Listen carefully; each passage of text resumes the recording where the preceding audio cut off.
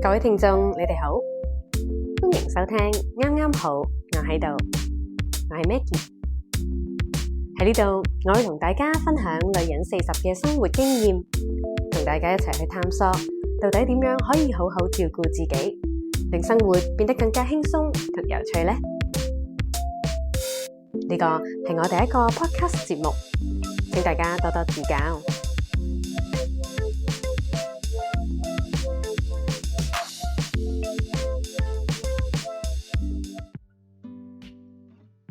當我哋忙碌過後，突然之間靜落嚟嗰下，個腦有時會彈出一個問題：點解我會喺呢度嘅？我到底係點樣嚟到今日呢一個位置嘅呢？無論係地理上嘅位置、身份嘅轉變、思考嘅方式，或者生活嘅節奏，我係咪喺一個自己想要嘅位置上面呢？呢個問題真係非常之耐人尋味。最近我聽咗一個 podcast， 係 Jay Shetty 嘅 On Purpose， 佢講咗以下呢一句說話：我哋今日喺呢度，時間啱啱好，冇遲亦冇早。由我讀緊書出嚟開始做兼職嘅時候，就已經成日諗，我係咪錯過咗去做呢一件事嘅 timing 呢？當我喺自己身處嘅地方，不其然會周圍咁望。其他人又過成點啊？其實今日嚟到呢度，係我憑自己嘅意志，一步一步行出嚟嘅結果。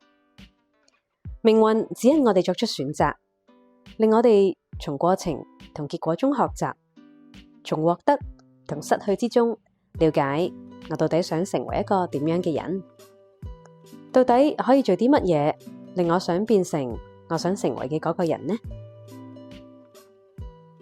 無論一直以嚟嘅際遇係點，我哋都冇需要比較自己同人哋條路有咩唔同，亦唔需要迷失喺人哋嘅人生路上面。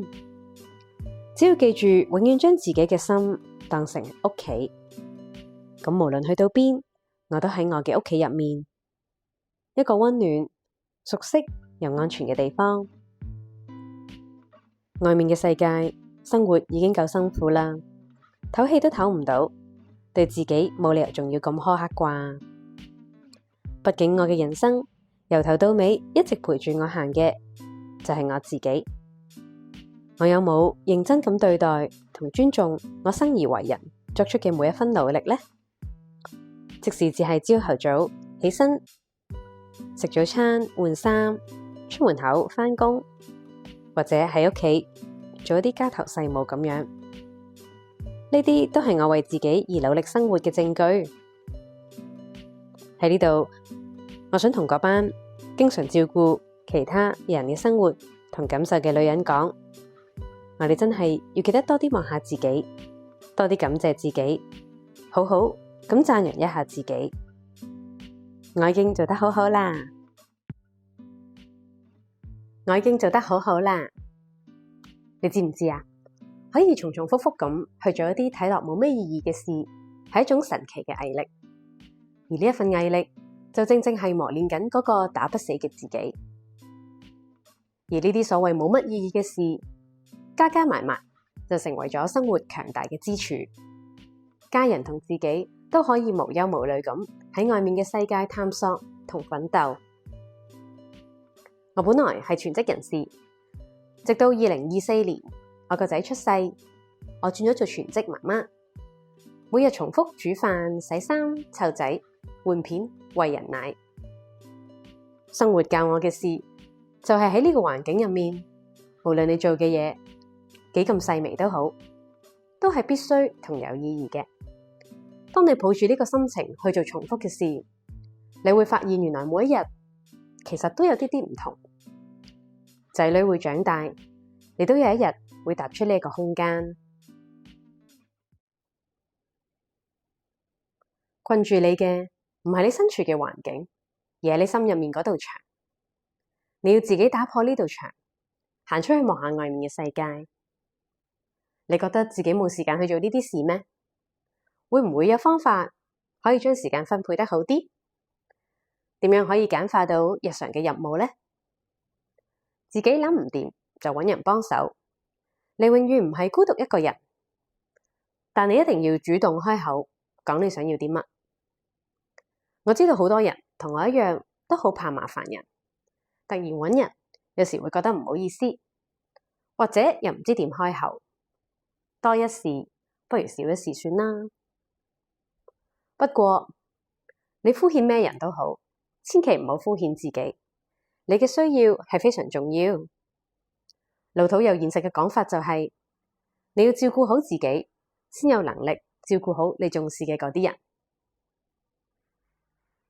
呢一個就係我建立啱啱好我喺度呢一個 podcast 嘅原因。我想俾大家知道，外面係有人知道你嘅感受，有人經歷過類似嘅事，有人有相同嘅煩惱。希望我可以將自己嘅生活經驗同埋學習所得分享出嚟，希望幫到你手，或者大家圍爐取暖一下。如果你而家聽緊我呢個 podcast， 我想同你講，係啊，我啱啱好喺呢度。今集就嚟到呢度啦，多謝你收聽第一集嘅啱啱好，我喺度，我係 Maggie， 我喺度同你分享女人嘅生活經驗，透過能量同時間管理，學識點樣好好照顧自己，希望可以令到各位女士覺得更加輕鬆自在，生活變得更加有趣。大家可以 subscribe 我呢個頻道，同埋 follow 我 Instagram Chilling in Time。下一集我會講下唔見咗自己嘅媽媽，到底我可以點樣揾返佢出嚟呢？記得留意下星期嘅新一集啦，拜拜。